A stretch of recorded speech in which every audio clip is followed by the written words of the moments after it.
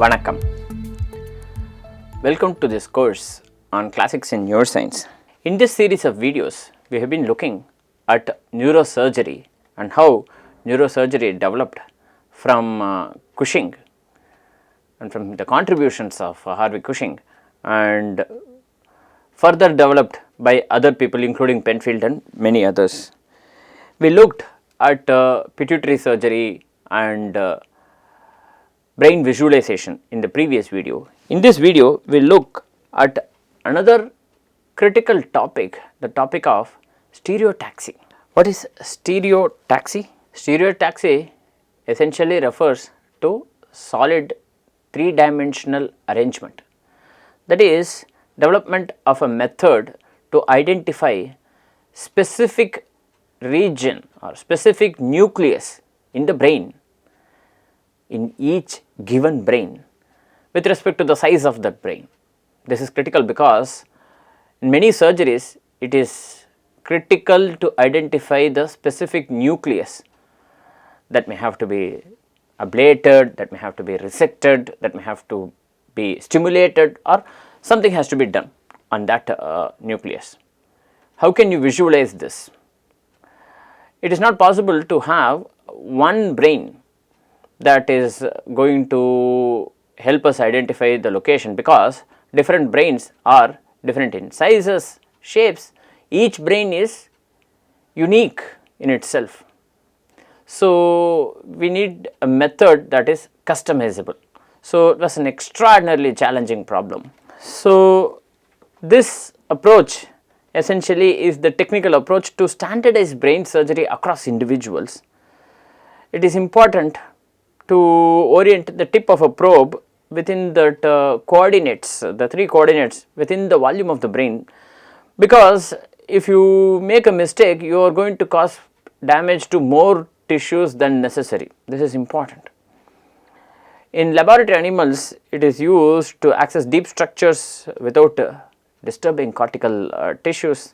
It is used to record from neural structures and neural substrates, and critically it is used to lesion with precision.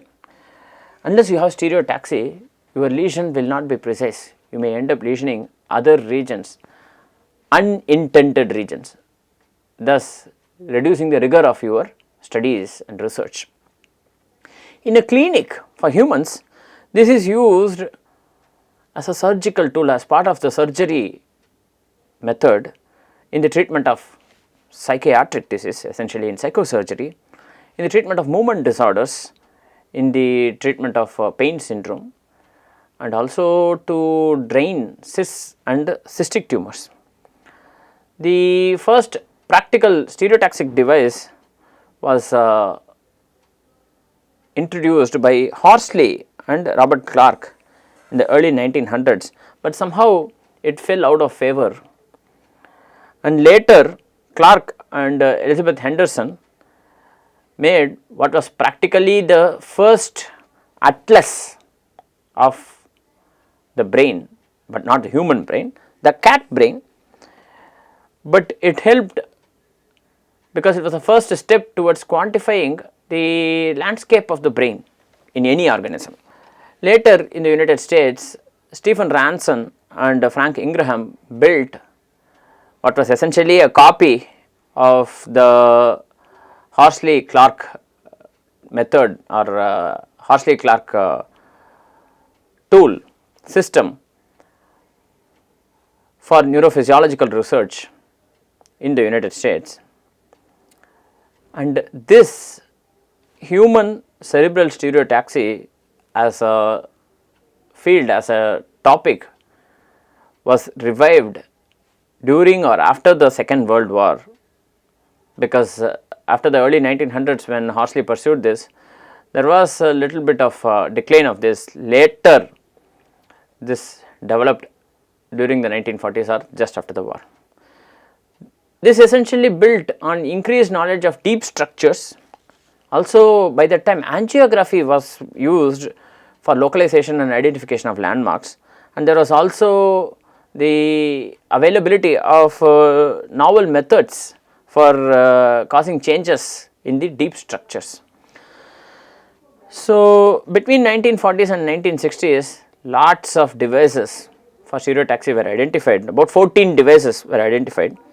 This essentially identified some of these were Spiegel-Weiss's rectilinear device and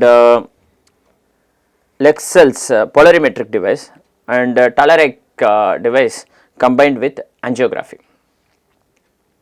All of these devices were used for therapy, specifically for introduction of a radioactive material into a tumor or to identify the region that has to be electrically cauterized and to produce or cause lesions.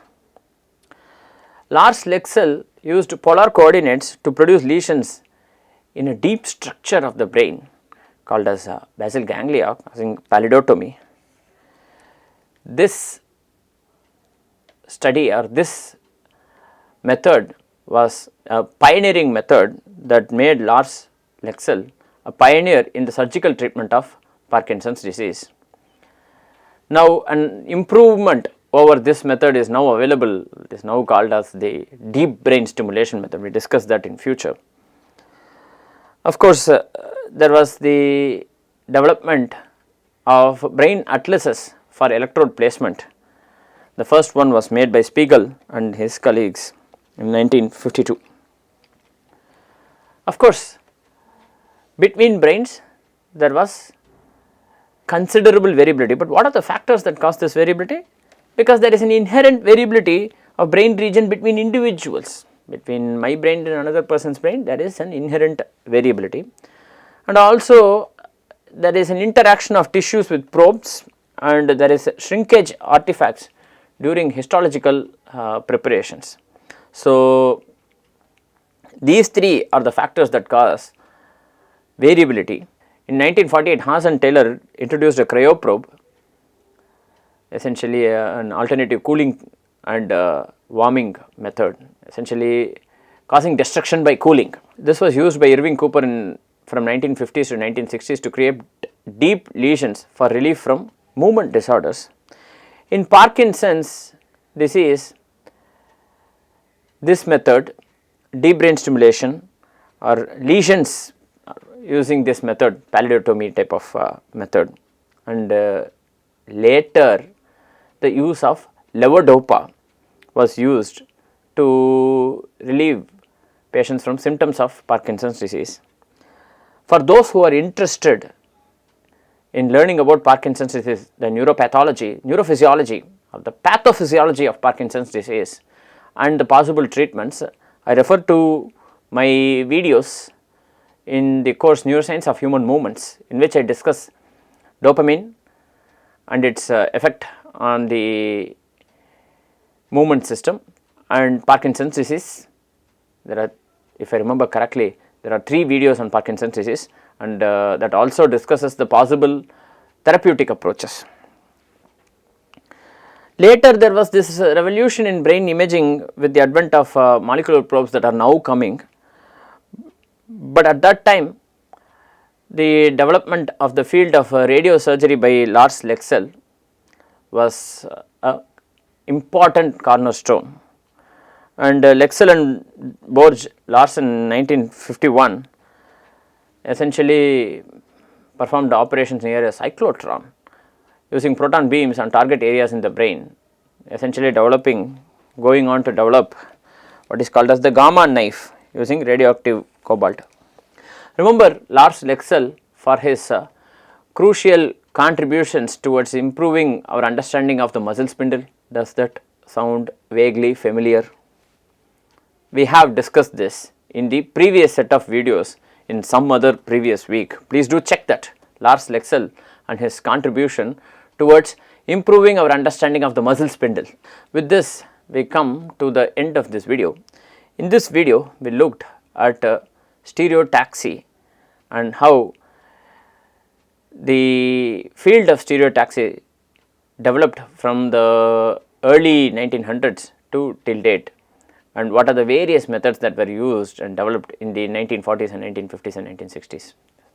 With this, we end this video. Thank you for your attention.